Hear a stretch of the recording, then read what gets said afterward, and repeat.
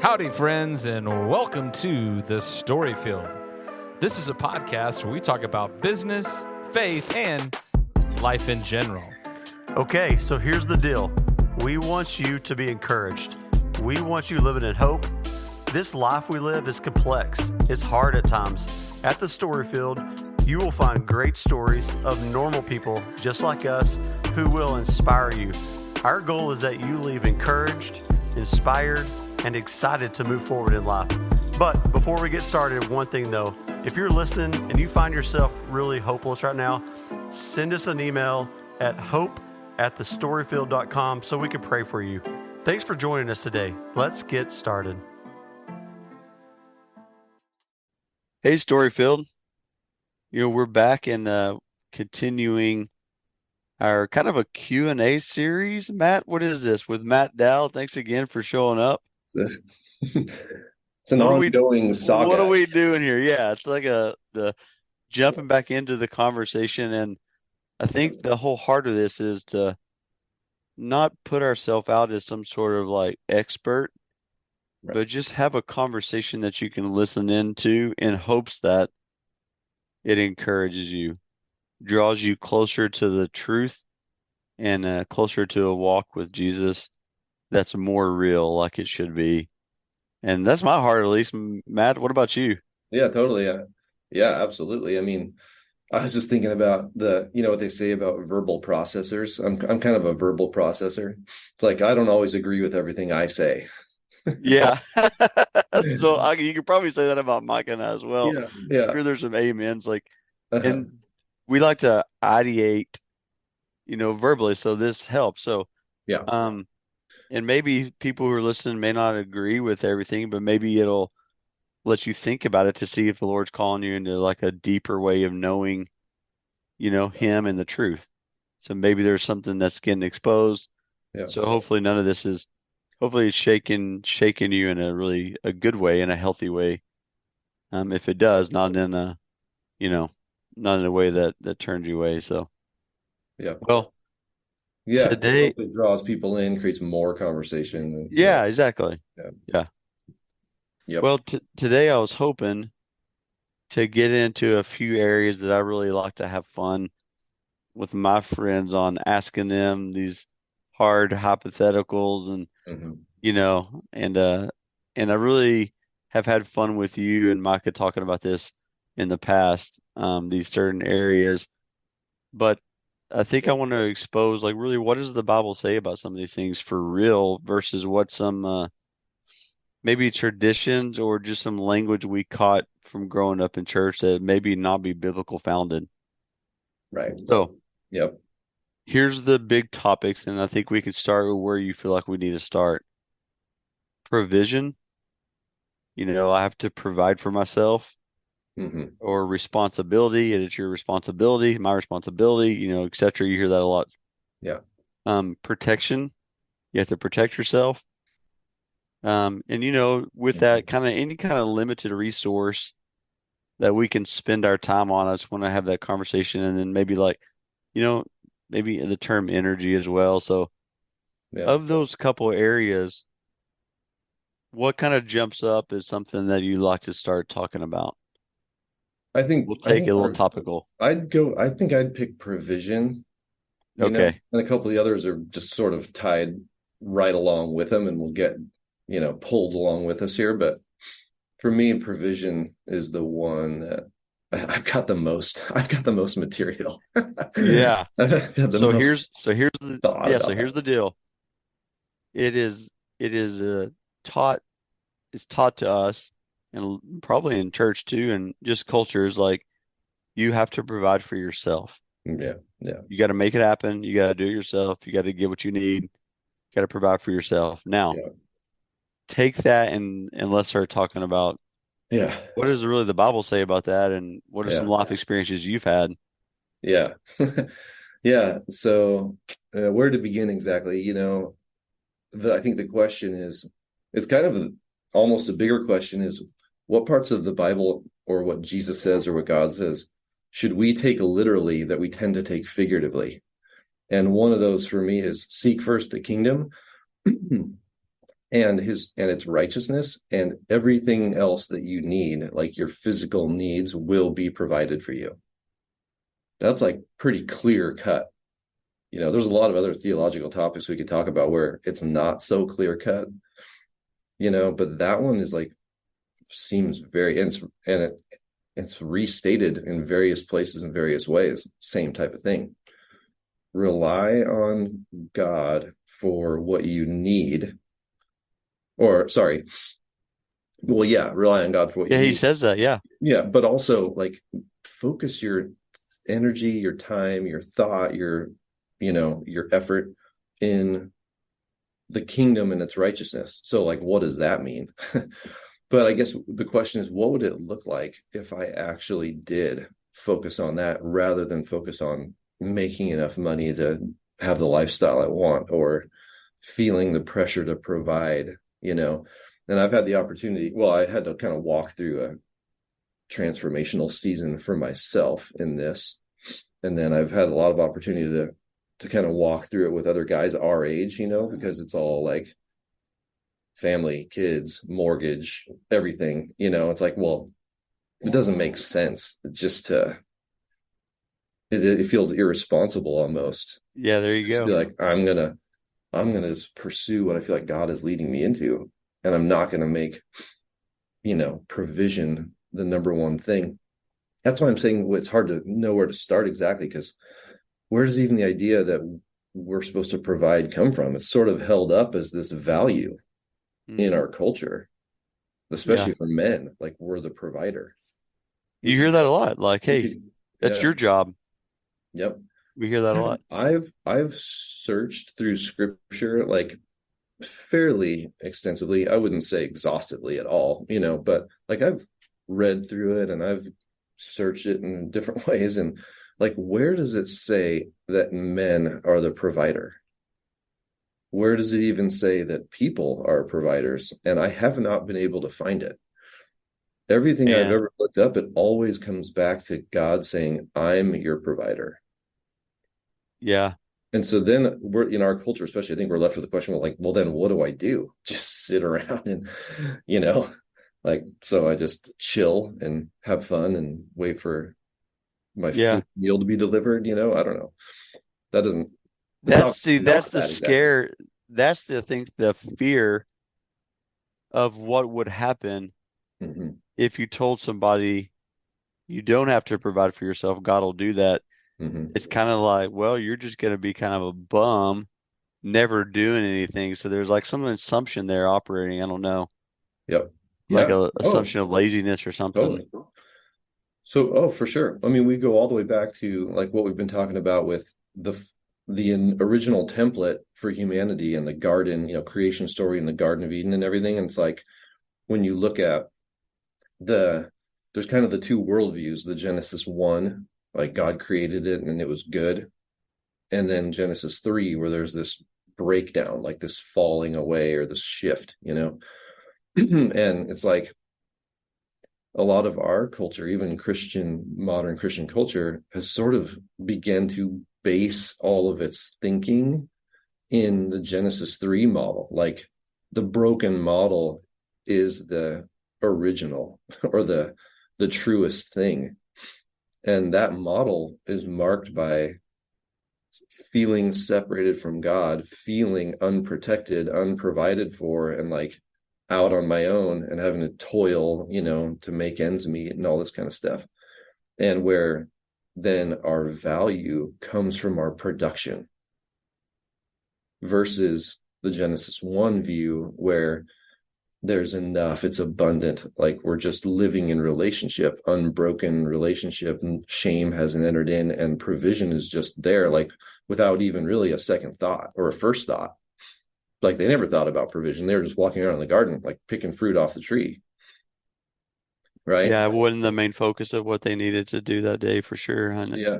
And their value as people didn't come from what they produced. Like there was nothing to produce. There was work to be done. They had been invited into work, like ruling and reigning, naming the animals, right? And like cultivating, kind of stewarding the earth and all this kind of stuff. Like that was there to do.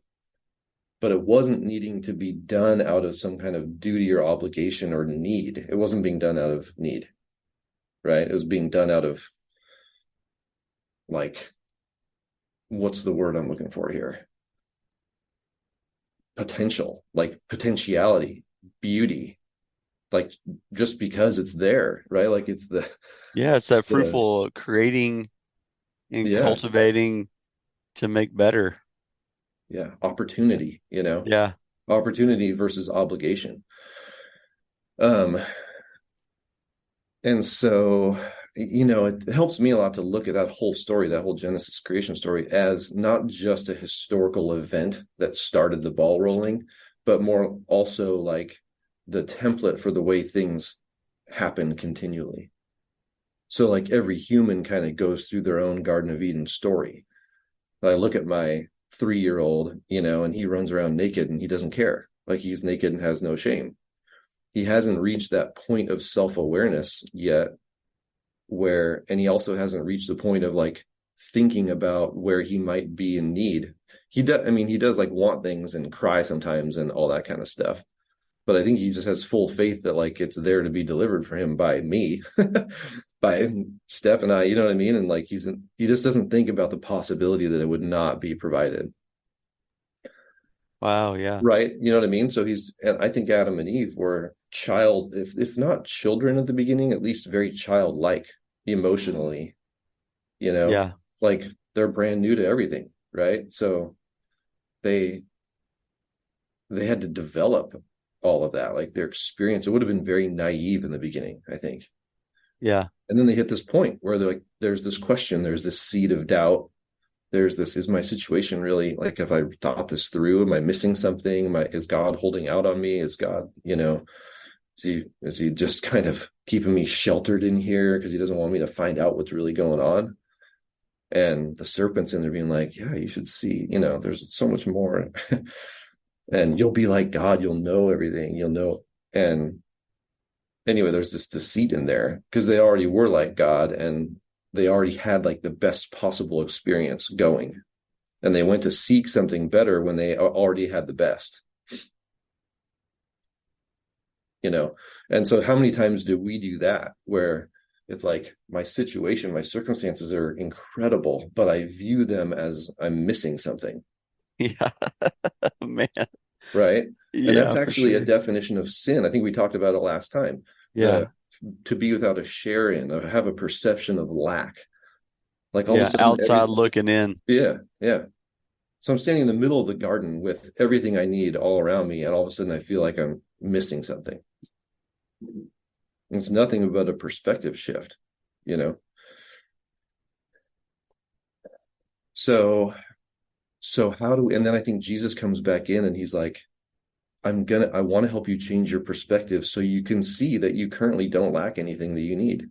It's actually all here for you. And because I'm here and I care about you and I'm continuing to provide it, I'm going to make sure you have everything you need.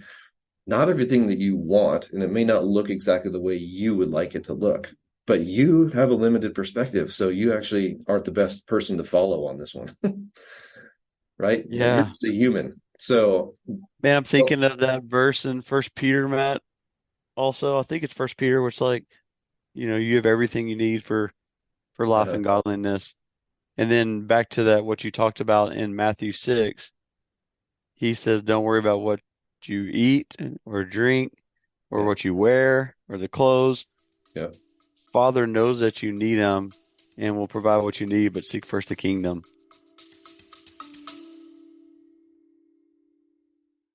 Hey, y'all. I just want to make an observation. When I see someone going through a legal situation, it seems like there are way too many unknowns. Well, the Allen firm provides legal guidance so that you can make a great decision, come to a resolution, and be at peace. For more information about the Allen firm, visit allenlawfirm.com. Right. So then there's this question of like, okay, what does it mean to seek the kingdom?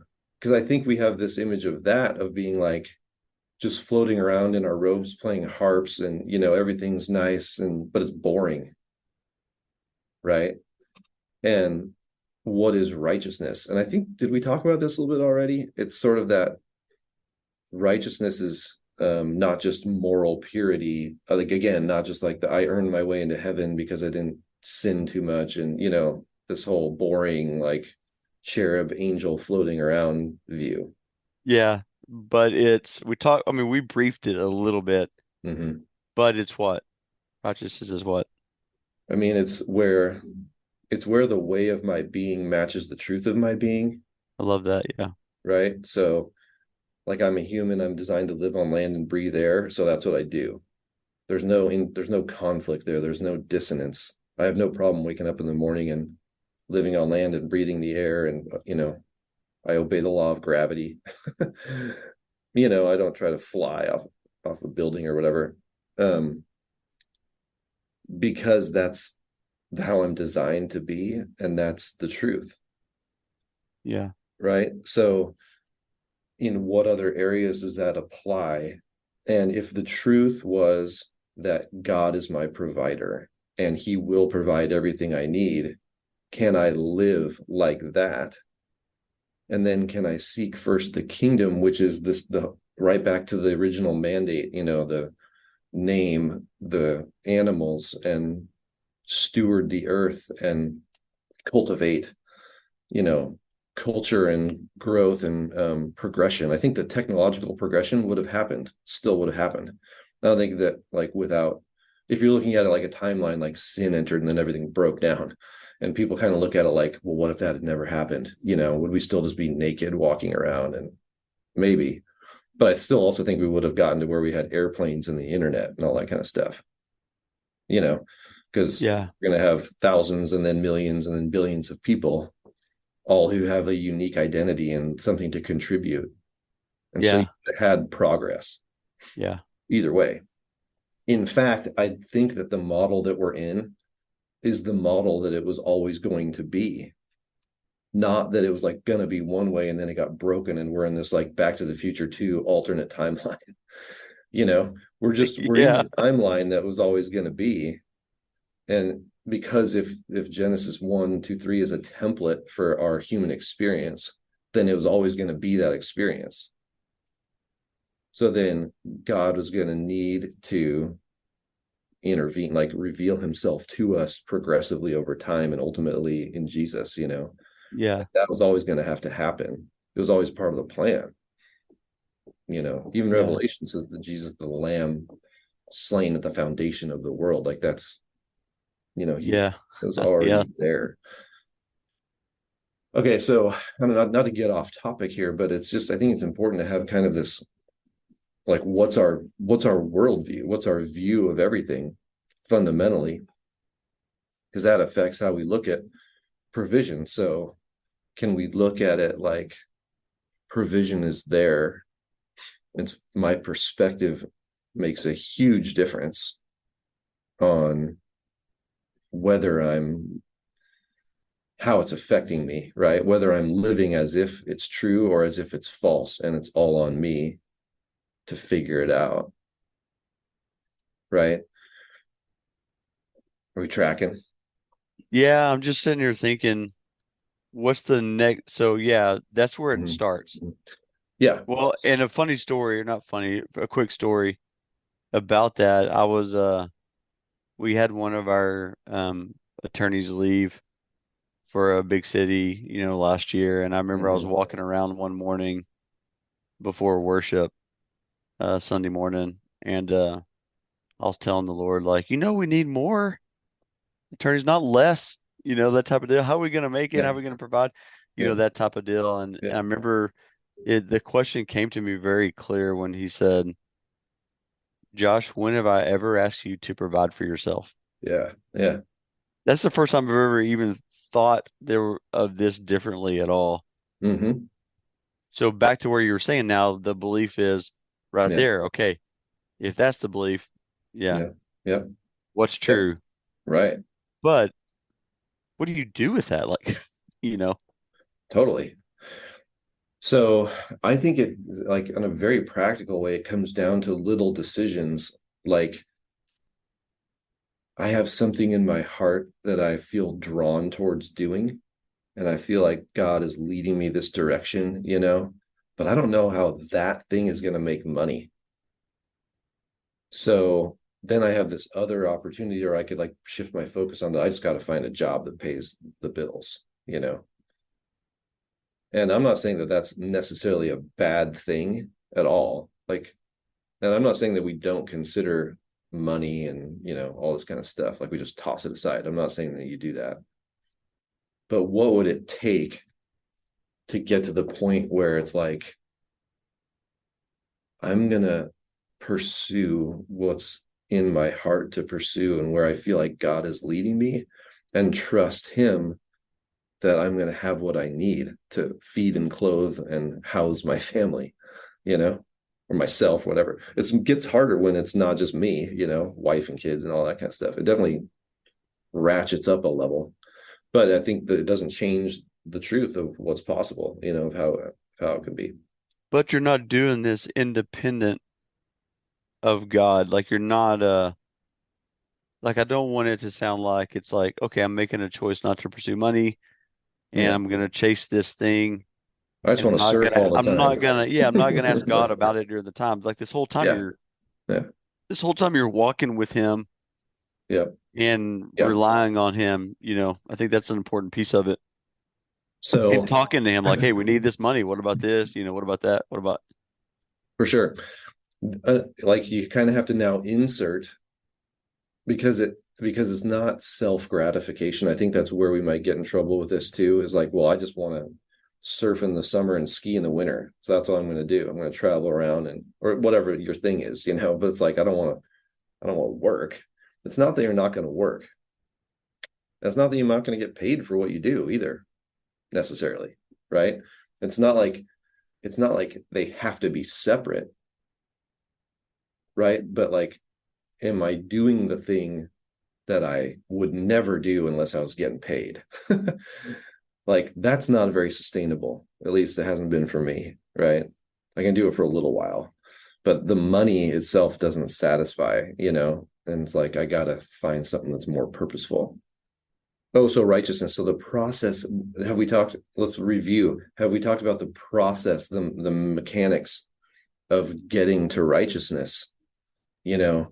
It's confess your sin one to another so that you may be healed. The prayer of the righteous person is powerful and effective. That's James. And then John is saying, if we confess our sin, he is faithful and just to forgive us our sin and cleanse us from all unrighteousness. Okay. We tend to see those things as like morally, like I had a lustful thought or I whatever, lie, cheat, and steal, and we gotta get above that. We gotta confess that, which is true.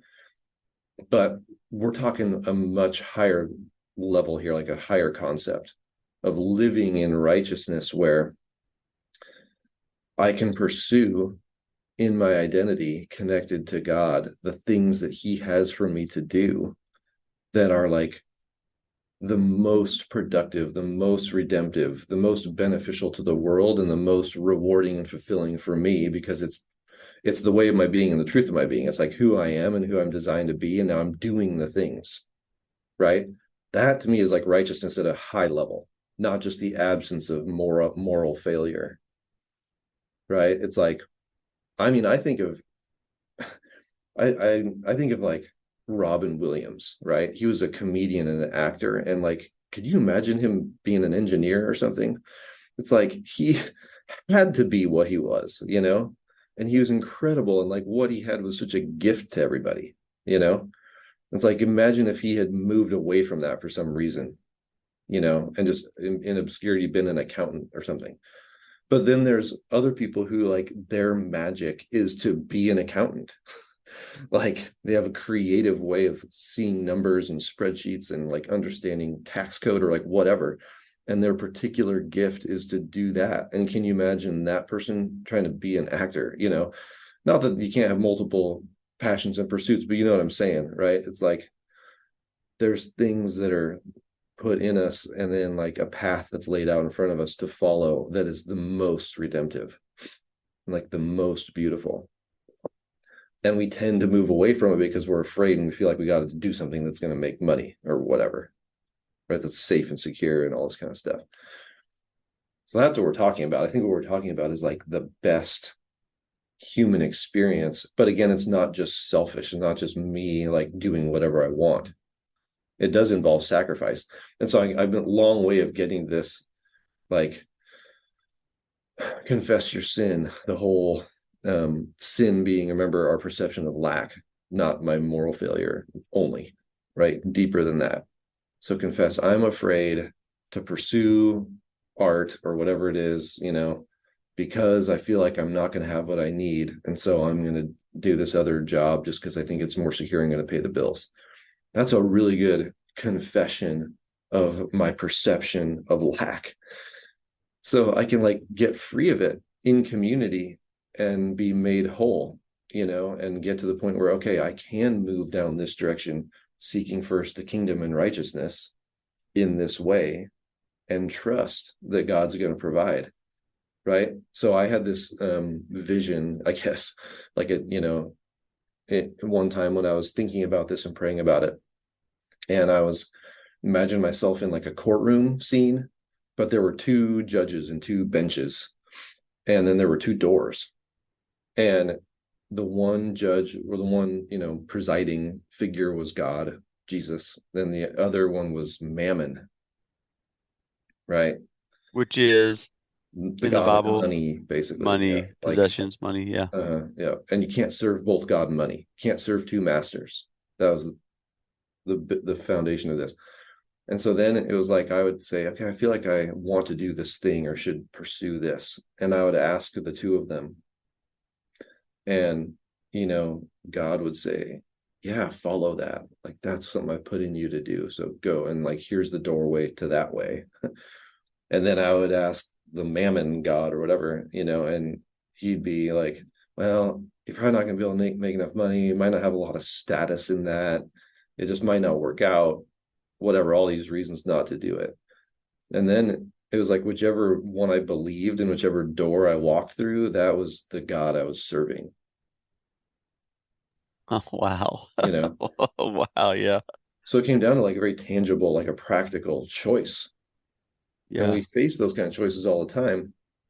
I can't choose the good door if I'm, in my reptilian brain, fight or flight, like scared about provision. It's like I have to, you're pretty much compelled to do that if that's your mode that you're operating in. So it goes back down to that belief. Yeah, What's exactly. the belief? What's the truth? Exactly. And what are you pursuing based on the belief? Right. Yep. But the James and the John 1:9 about confession Mm-hmm. in a community, that will help get started on peeling back the layers and becoming righteous. And Yeah. Yep. It also helps prevent you from doing like the selfish thing, the self-gratifying thing. It's like if you're telling people that I don't leave my wife and family and go travel the world and surf, they're going to be like, nah, no.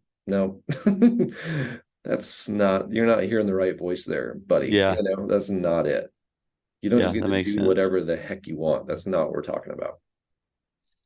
I mean, even maybe not that drastic. Like, I don't think I need to work. Now, here's what's interesting though. It's so not a formula, because in my own life, I moved to Kansas City, like whatever it was 7 years ago now, and 6-7 years ago, and immediately got a job, like an opportunity. I wasn't sure if I was going to like get a job at, exactly what it was going to look like when I got here. But then this kind of opportunity fell in my lap, took it. And then after my 3 weeks of training and onboarding, the first day on the job, and then I go to my guys group that we had at the time, and we're like opening our evening in prayer. And I feel like God just like, I didn't bring you here to do a job like this. This is not what I brought you here for. Oh, darn. And everybody who's there remember this, because I just like started laughing out loud, when God was saying this to me. And I was like, really? That's funny. That's awesome. Okay. But I didn't feel condemned by it or judged. I didn't need to go quit the next day. He's just like, just watch. Like, this is not what I really brought you here for. So fast forward like a few months, and it became evident through a series of things that it's like, okay, time to leave, time to step out. And then, but into what? Like, I didn't know exactly what. Now, granted, I was single at the time, so it made this easier Okay, I'll concede. It is easier when you don't have family and all that stuff. But still, it was hard because a lot of my identity, a lot of my view of myself was wrapped up in what I thought other people thought of me based on my material success and like status and career and all that type of thing. So it was hard to not produce or not feel like I needed to produce something, having a job, being responsible, all that kind of stuff.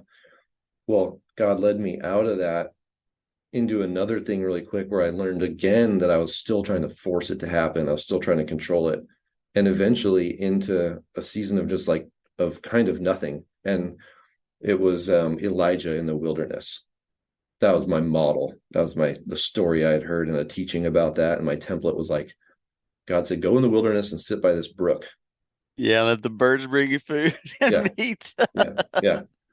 So think about how Elijah must have felt. Like he went from being an important, influential person, advising the king and rebuking the king and all this kind of stuff. Like he was, he's like on CNN, basically being interviewed. You know what I mean? That's what his status.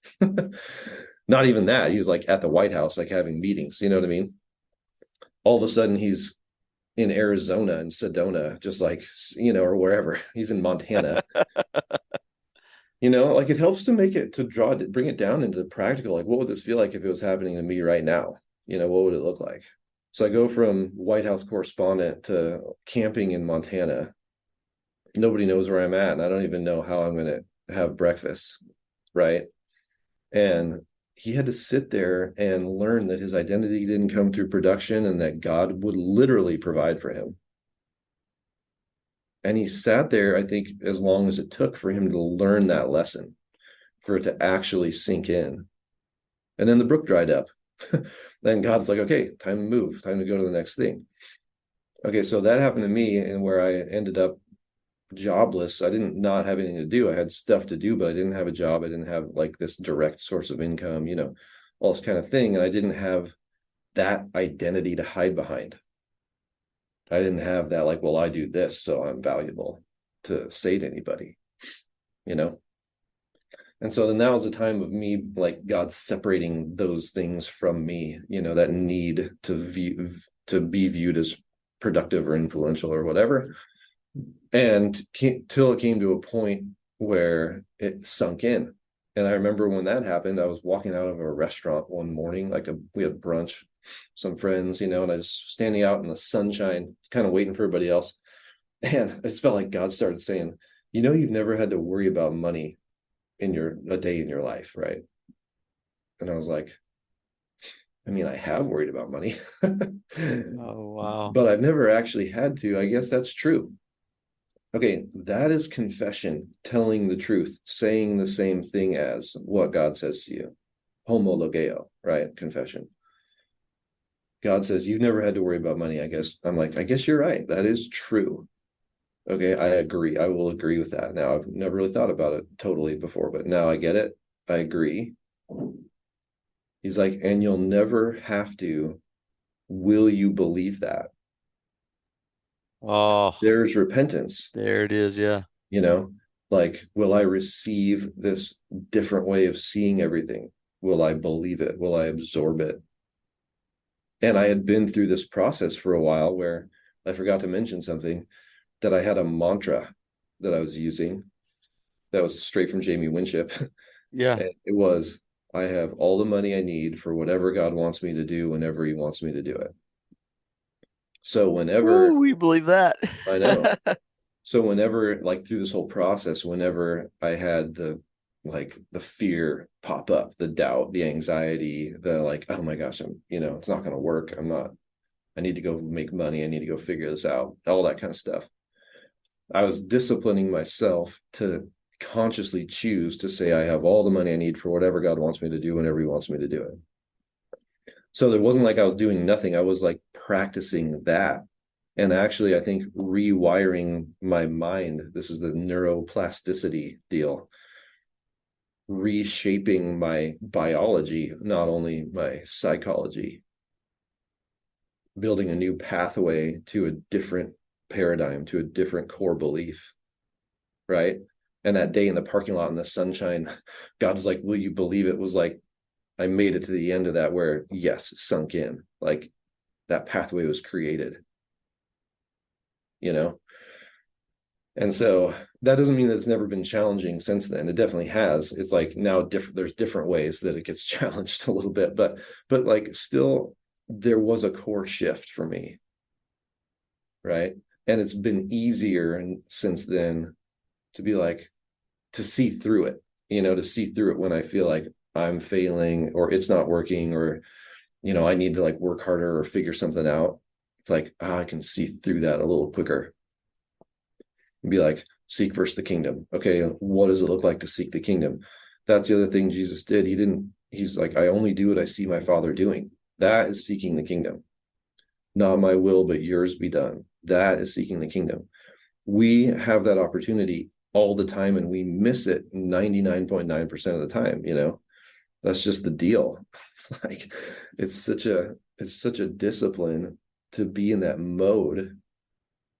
Well, that's interesting in provision because I was just thinking that finally clicked for me. You said it earlier, but like the whole seek first the kingdom, and you're letting the Lord be your provider. I mean, you said it earlier, but it's not for selfish reasons. Like he's not telling you so you Right. can be whatever, do this and whatever. Millionaire, It's like yeah, it's or for not surf my will, club. but your will. Yeah. I mean, it's kingdom. Yeah. Yeah. I know you But said that, but just now like, oh, like the aha moment. yeah, right. Good. Yeah. I mean, that's why it takes talking through this thing because there's like all these concepts kind of swirling around and they're all connected, but it's like you have to work your way through it until the pieces all start to connect. It's hard and it is a major paradigm shift. So it's like we're dealing with unconscious bias of our own worldview, of our own programming that's below the surface totally. Like we're not aware of all this. How we see the world and how we see all this stuff, largely subconscious.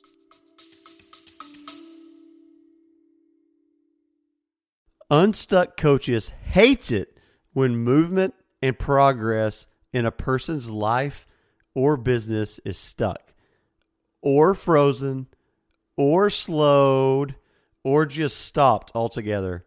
Well, we have found a solution. Unstuckcoaches.com. They offer a variety of coaching services to get you or your business moving again. Check out unstuckcoaches.com. Well, what do we do? Okay, here we go. So let's put some feet on the ground for some people too. So what if we have this sudden realization, or maybe the kind of thought like, oh, all I've been doing is stuff just to provide for myself. Mm-hmm. What's step 1, 2, 3? What can they do to help starting to process like, hey, what does seeking first the kingdom look like for me in this situation as a transformation from what I've been doing? Mm-hmm. I mean, it's sort of as simple as ask God what he wants you to know. Like, what have I been missing? Because I've been very focused on what's right in front of me and this whole, my little situation, eyes kind of downward, just, nose to the grindstone, doing the work type of thing. Like if you raise my viewpoint, like lift my eyes up, there's a lot of that kind of language in scripture. My eyes lift up. Where does my help come from? Or just like, what do you want me to see? What am I missing? Because I haven't been looking.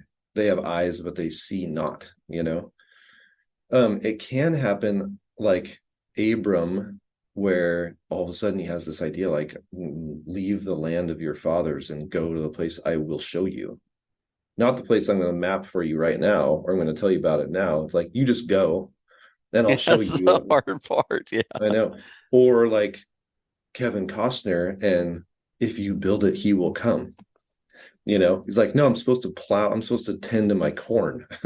Yeah. Nope. Mow it down, do this other thing that makes no sense. I love that movie, man. That movie is such a hearing God and like faith deal. It's so good. If you watch it like that, it is so good. Anyway, so it's that type of thing that could happen to you. right? You could all of a sudden have a dream or just have a thought that kind of you can't shake. And it gets in there and you're like, I can't shake this idea that I'm supposed to mow down half of my corn and build a baseball field. And it doesn't make any sense. Okay, that could happen. Or, you could, like what you're saying, be like, I'm just realizing that I've just been in this pattern and it's just not like, what are we doing? I'm going to do this for 50 years and then die. And like, what? Yeah, it's not definitely not life-giving. Yeah. So it's like, okay, it's just ask God to come in and what have I been believing to be true? It's the simple exchange. It's always this exchange. What's the paradigm that I've been guided by? Like, what's the set of beliefs that's just dominating me, has authority in my life, and I'm not even aware of it? Give me awareness of what that is. It's like, search me and know me and reveal the false way in me. So what's going on that's keeping me right where I'm at, and I'm just missing anything bigger because I haven't even had the wherewithal to ask about it or look for it, right? So what's the lie? What's the false thing? When that is revealed, when you're like, oh, it's this, God's like, well, you've believed that you have to provide for yourself because you saw what happened with your parents and you didn't want to have that kind of life, and so then you like determined to do better, and whatever your story is, whatever caused that belief to get cemented in you, and it wired your brain that way. That's another way you could, if you're a sciencey kind of person, it's like, what's the wiring in my mind, in my network that's causing me to live in this pattern that we could rewire together. Anyway, however you look at it, what is there? Confess, agree, say the same thing as, right? Okay, Lord, I agree. This is what it's been. This is why. Here it is. What does it look like to release that? How do I change this? Like, what do you want to do with it? What do you want to show me? So hand it over to him, nail it to the cross, like whatever it looks like for you, and then once you kind of released it, then what do you want me to know? Like, what do you want to give me back? It's the simple exchange that we always talk about. It's true of identity. It's true of belief that we hold on to, it's all this stuff. So give me your perspective. This is the repentance. Receive repentance. Receive the metanoia, the higher way of knowing, the better viewpoint, and let him lift you up to see what he wants you to see, and then just go in that way. Like, believe that's true instead of the old thing that you thought was true. Yeah, that's good, Matt. And then So go yeah, until you hit another one and do it again. yeah, Mm-hmm. and that's yeah. So And you'll probably be surprised. Not Yeah, easy, it's but simple, but you'll probably be surprised what you hear and what the Lord impresses upon you. But I think yeah. for me, the big wrestle is like you mentioned that, like the two judges, two seats. Mm-hmm.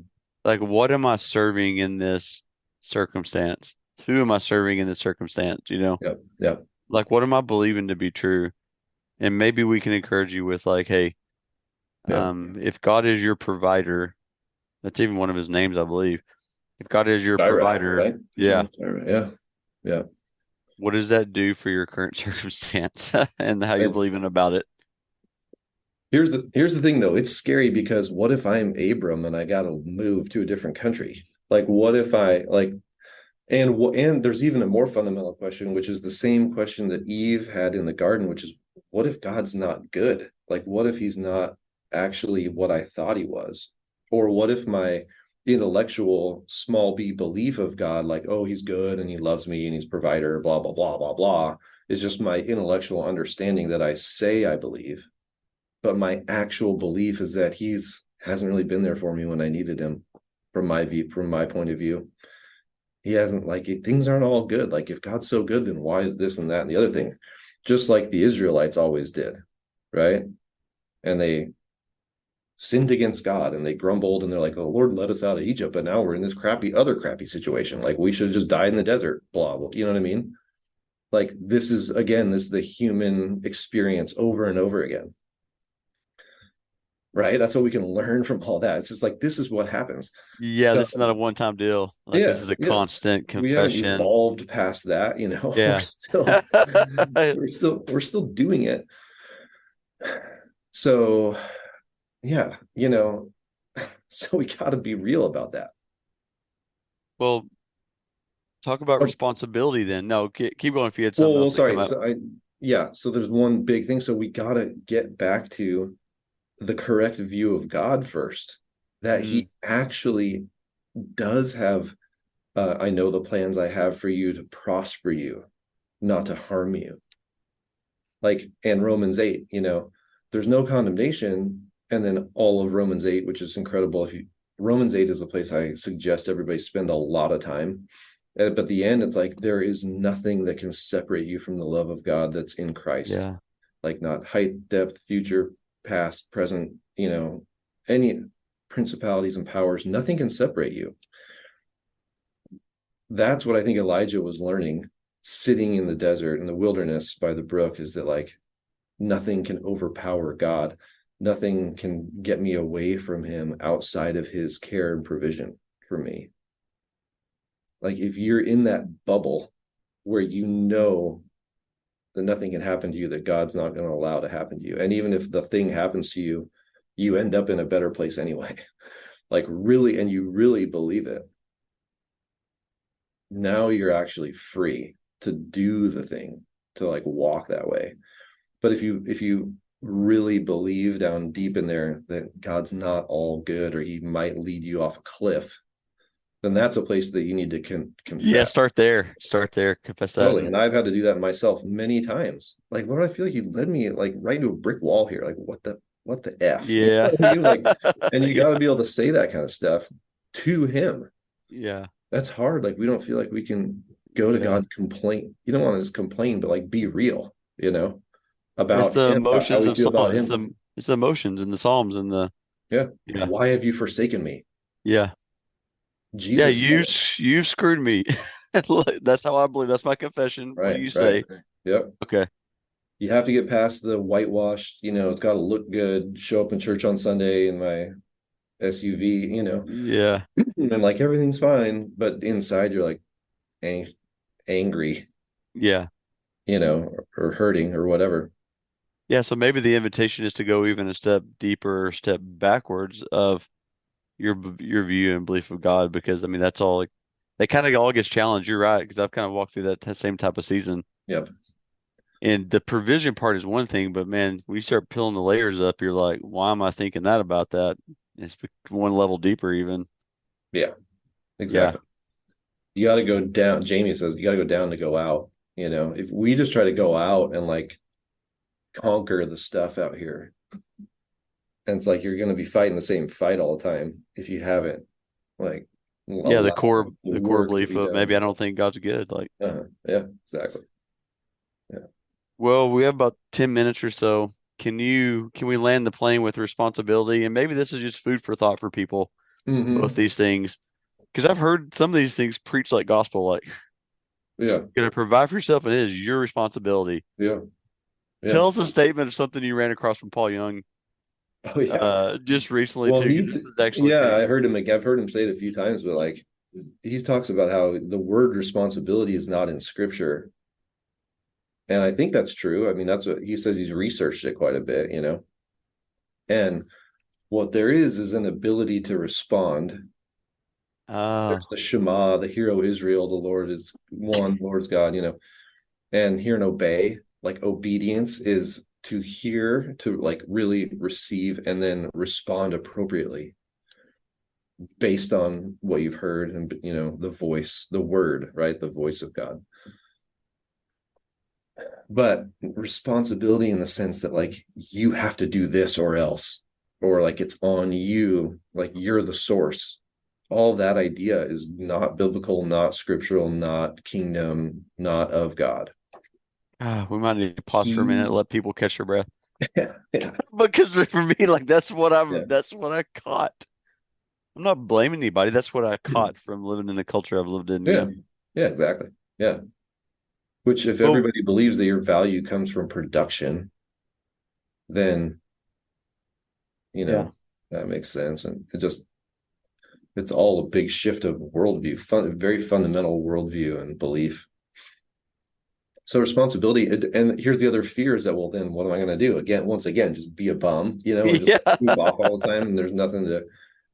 That's a false alternative. Like that's not what happens when you get in this mode of seek first the kingdom and not my will but your will be done. God's not like, all right, have fun on vacation the rest of your life. Like that's not what happens.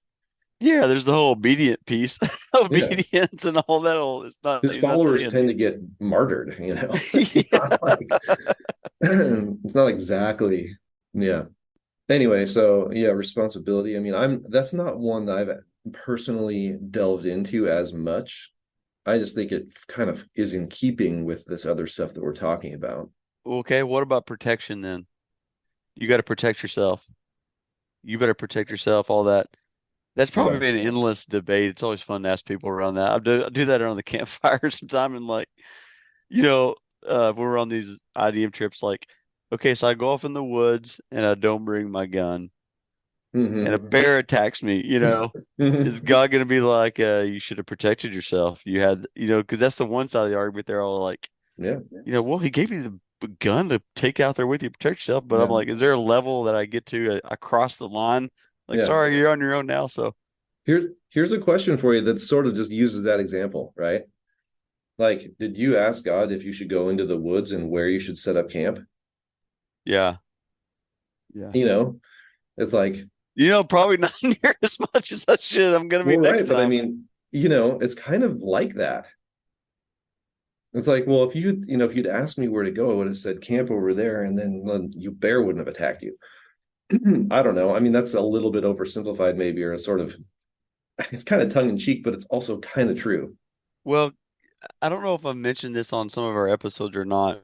I may have, I may not. So I heard an older pastor, he used to be a pilot and pastor, tell a quick story, and he shared it in church. So I'm not like speaking something. He said, outside, he's preaching about it. He said, he was driving to go see his mother one time, and on this little county road, and he really felt the urge from the Lord to go get a birthday card for her, and he was like, no, not gonna do it.